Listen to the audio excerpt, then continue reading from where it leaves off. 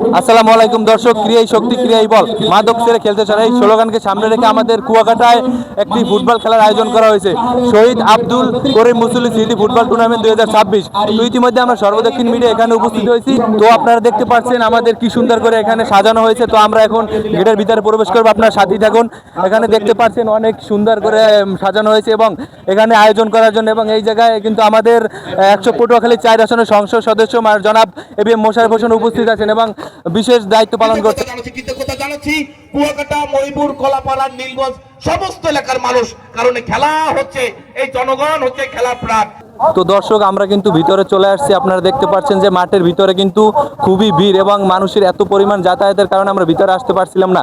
তো সবাই কিন্তু খেলাপ্রেমী, আপনারা দেখতে পাচ্ছেন ক্রিয়ার সাথে মানুষ কিভাবে আবদ্ধ, এবং আমাদের এই খেলা কিন্তু খুবই জরুরি এবং আমরা সবাই কিন্তু এই খেলার সাথে জড়িত। তো আমাদের এই যে কুয়াকাটার বালুর মাঠে শহীদ আব্দুল করিম স্মৃতি ফুটবল টুর্নামেন্টে আজকে আমরা আমাদের সর্বদক্ষিণ টিম এখানে উপস্থিত হয়েছি। আপনারা দেখতে পাচ্ছেন অনেক কিন্তু দর্শকের ভিড়। তো এখানে কিন্তু আরও মানুষ রয়েছে, ওই দিকে আমরা একটু পরে আপনাদেরকে ওই দিকটা দেখানোর চেষ্টা করব।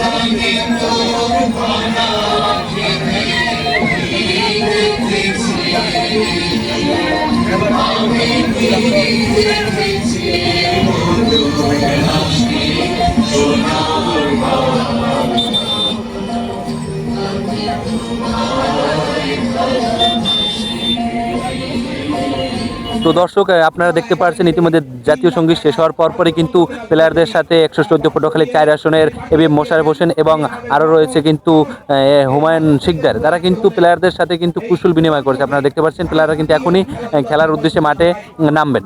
সম্মানিত কর্মী এবং আমাদের প্রেস ক্লাবের পাচ্ছেন যে খেলার সাথে সাথে আকাশটাও কত সুন্দর একটা দৃশ্য ধারণ করেছে। আমরা সকালেও দেখতে পাচ্ছি কিন্তু আকাশ কিন্তু মেঘাচ্ছন্ন ছিল, কিন্তু এখন না কিন্তু আকাশটা খুবই সুন্দর এবং মনোরম পরিবেশে আকাশটা কিন্তু রয়েছে। তো দর্শক, একটা কথা কিন্তু না বললেই নয়, আজকে যেই দুটি দল প্রতিদ্বন্দ্বিতা করছে তারা হচ্ছে আলিপুর বাজার ইউনিক ফোন বিডি এবং কুয়াকাটা ফ্রেন্ডস ক্লাব।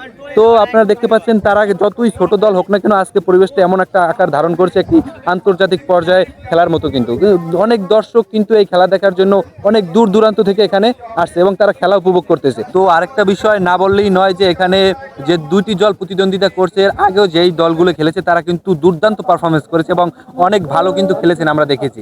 এবং এখানে যেই প্লেয়ারগুলো রয়েছে আমাদের স্থানীয় প্লেয়ার ছাড়াও কিন্তু বরিশাল, সাতক্ষীরা এবং বিভিন্ন জেলা থেকে প্লেয়ার হায়ার করে আনা হয়েছে এবং তারা কিন্তু খুবই ভালো এবং দুর্দান্ত পারফরমেন্স আমাদের সামনে কিন্তু তারা দেখাচ্ছেন।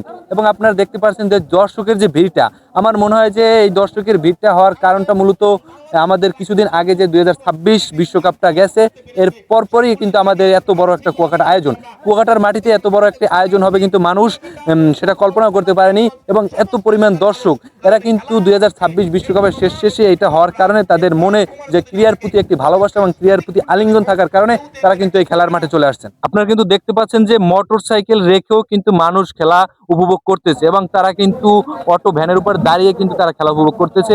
আমার মনে হয় 2-4 এলাকার প্লাস অনেক দূর দূরান্ত থেকে কিন্তু দর্শক এই খেলাটি উপভোগ করার জন্য আসছে।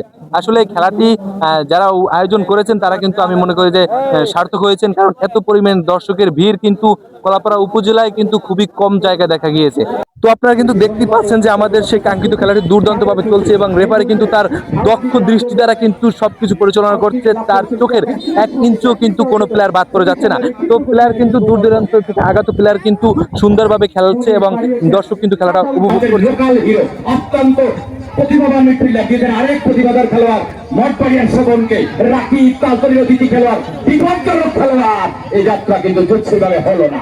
মধ্য মাঠে আবারও শোভন, রাখি চমৎকার 1-2, এবারে কিন্তু হেড হতে পারে কিন্তু না, পেলেন না, বলেন না গাল। দ্বিতীয় প্রচেষ্টা বলটিকে নিজের নিয়ন্ত্রণে নিয়েছেন, বাধা দিচ্ছেন ওখানে, শর্ট হতে পারে বলেন ভাই,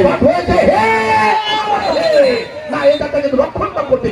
তো দর্শক আপনারা দেখতে পাচ্ছেন অলরেডি খেলার 20 মিনিট পেরিয়েও এখনো পর্যন্ত কিন্তু দর্শক মাঠের ভিতরে দলে দলে প্রবেশ করতেছে এবং তারা খেলা দেখার জন্য আসতেছে। তাই এখান থেকে আমরা বুঝতে পারি যে মানুষের খেলার প্রতি আগ্রহ এবং খেলার প্রতি মানুষের ভালোবাসাটা কি পরিমাণ। তো আমাদের সবারই উচিত খেলার প্রতি আমাদের আগ্রহ থাকা এবং ভালোবাসা থাকা। তো সেক্ষেত্রে এই ছিল আমার পক্ষ থেকে কুয়াকাটা শহীদ আব্দুল করিম মুসল্লি স্মৃতি টুর্নামেন্টের সর্বশেষ তথ্য। সবাই ভালো থাকবেন, আসসালামু আলাইকুম।